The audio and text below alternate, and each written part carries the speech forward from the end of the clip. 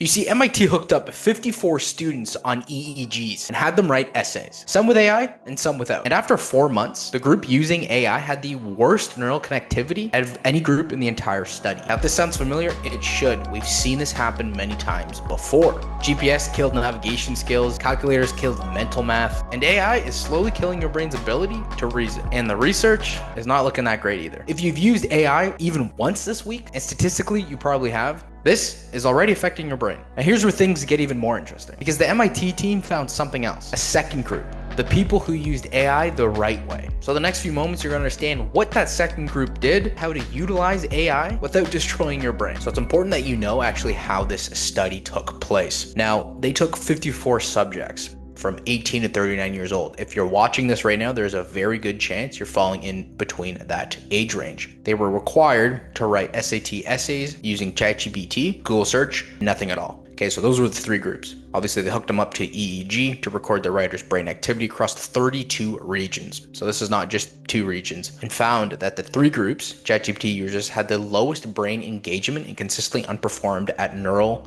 linguistic, and behavioral levels. Over the course of several months, ChatGPT users got lazier with each subsequent essay, often resorting to copy and paste by the end of the study. Now, just so you are aware, I do have an AI business. And so for me, I use AI every day. And just from my anecdotal experience, I can definitely feel some of this taking place. And if you use AI, comment down below if you also do feel that some of your reasoning, or maybe you're just not putting your brain through the same cognitive load that you would otherwise without using AI. Comment down below if that is you. But I digress, let's continue. So 3 groups. The paper suggests the usage of LLMs could actually harm learning, especially for younger users. So there's something called cognitive reserve. Now, cognitive reserve, the way you can look at it is essentially saving up for retirement, right? So if you're going to retire, usually you want to put away money so that when you do retire, you have access to that and you have a bit of a buffer to continue on with your lifestyle.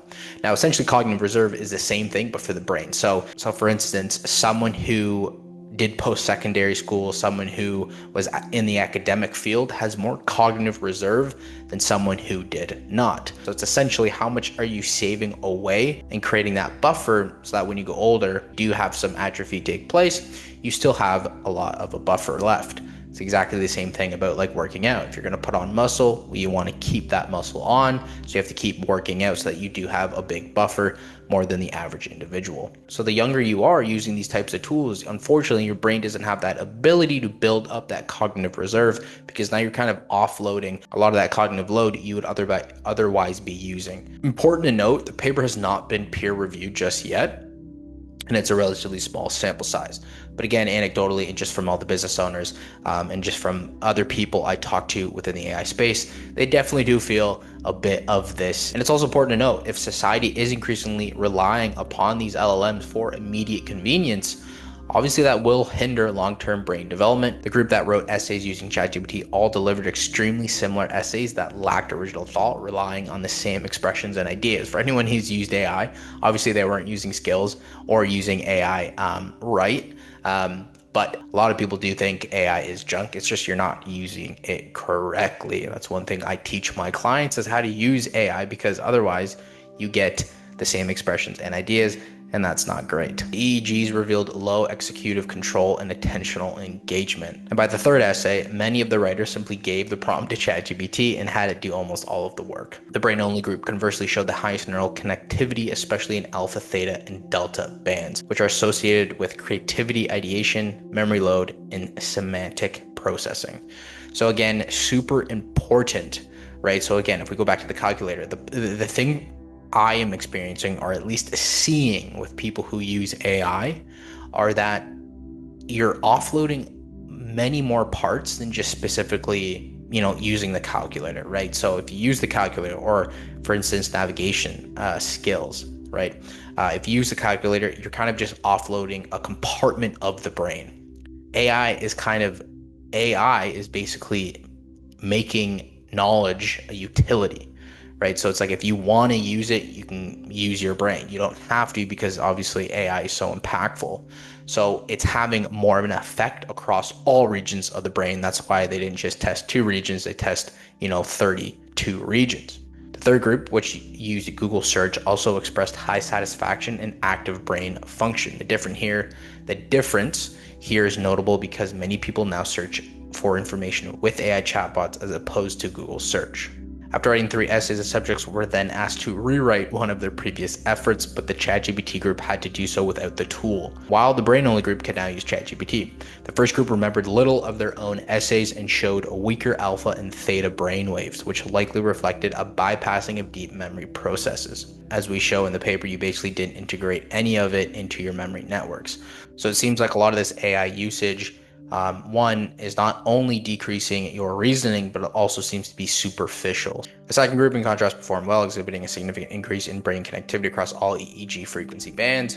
This gives rise to the hope that AI, if used properly, could enhance learning as opposed to diminishing it. And unfortunately, we're so early into this, and studies haven't caught up just yet. So the time they do catch up usually is a lagging indicator, and the effects are already felt by individuals using such technology. We have another study here, and they actually asked ChatGPT whether AI could make us dumber or smarter. It answered it depends on how we engage with it as a crutch or a tool for growth. And that's kind of the biggest differentiator, right? Are you looking to just streamline your entire life, offload everything to the AI, right?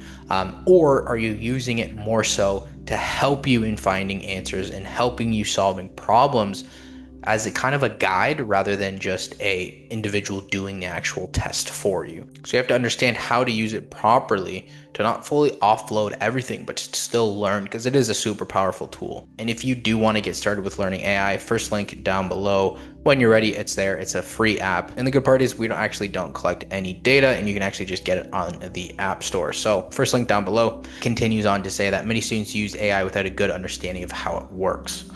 This leads to putting too much confidence in its output, so teaching them to be critical and discerning about how they use it. So we have another study here, and it says these findings raise critical questions about AI's role in education and professional decision making. In learning environments, AI-driven tools can streamline knowledge acquisition, but they may also discourage students from engaging in problem solving and analytical exercises. The exact same thing with the calculator, right? Instead of actually doing mental math, you're like, I might as well just pull out my calculator so it can do it for me. If students default to AI-generated responses rather than reasoning through problems, they can weaken their cognitive flexibility and information evaluation skills. Sam Altman has actually just come out and say basically knowledge will be a utility, right? It's kind of like electricity. You can pay for it, you can have it on, have it off. Obviously, it's easier. It makes your life easier to have electricity on, but you can kind of choose between whether you want it or not. Same thing with kind of knowledge. So this is the crazy part. Sometimes if you don't want to use your brain, you can pay for knowledge, right? Which is going to happen, and it's going to be very cheap. Or sometimes you can actually use your brain. The problem is that's going to be a big divide between the population that do and the population that don't. And obviously we've yet to see the effects of that as a society. So obviously you're asking what should we do because you don't want your brain rotting. That's a great question. So these are strategies to preserve critical thinking in an AI dominated world. So it's important here to know, like I've been saying, AI should complement rather than replace human reasoning. Encouraging a human AI collaboration model can ensure users remain actively engaged in decision making.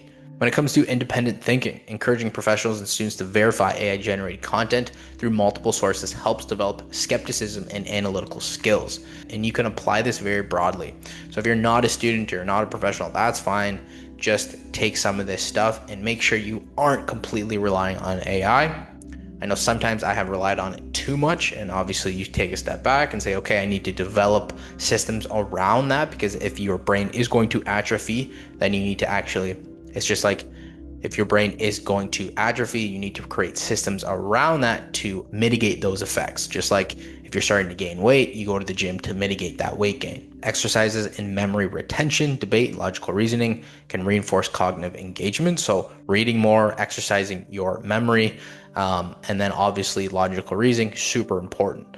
So again, create those systems around those key pillars. So even though AI has massive unlocks and gives you superpowers, you have to be careful of how you're using this tool. Just like with any technology, we don't know how this can affect us.